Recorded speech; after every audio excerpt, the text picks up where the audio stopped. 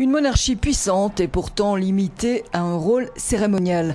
La reine d'Angleterre l'est aussi de 16 États indépendants et elle est le chef du Commonwealth.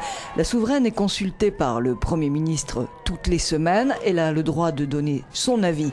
Sa fonction principale, c'est de renforcer l'unité et l'identité nationale et en cela, Elisabeth II excelle. 70% des Britanniques soutiennent leur monarchie, de loin la plus ancienne d'Europe.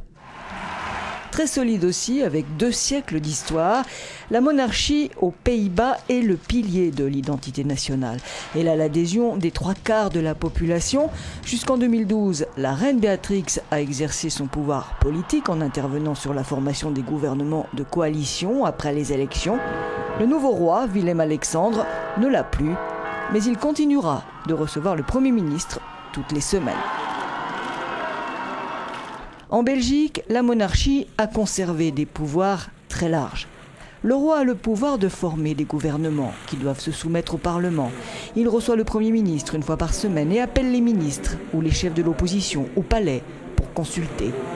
Il peut donner son avis, il sanctionne et promulgue les lois fédérales. Ici aussi, la monarchie est un ciment de l'unité du pays, le roi n'étant pas roi de la Belgique, mais des Belges. Réinstaurée à la fin de la dictature, en Espagne, la monarchie est parlementaire. Le monarque est le symbole de l'unité et de la continuité de l'État. Juan Carlos a joué son rôle de roi constitutionnel, démontrant que démocratie et monarchie ne sont pas incompatibles. Or, ces derniers temps, sa popularité est au plus bas, moins de 37%.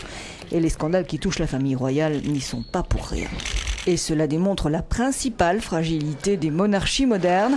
Elles n'ont pas droit à l'erreur sur leur intégrité, car l'adhésion de l'opinion publique peut très vite se retourner si elles ne remplissent pas leurs responsabilités, qui sont essentiellement de représentation.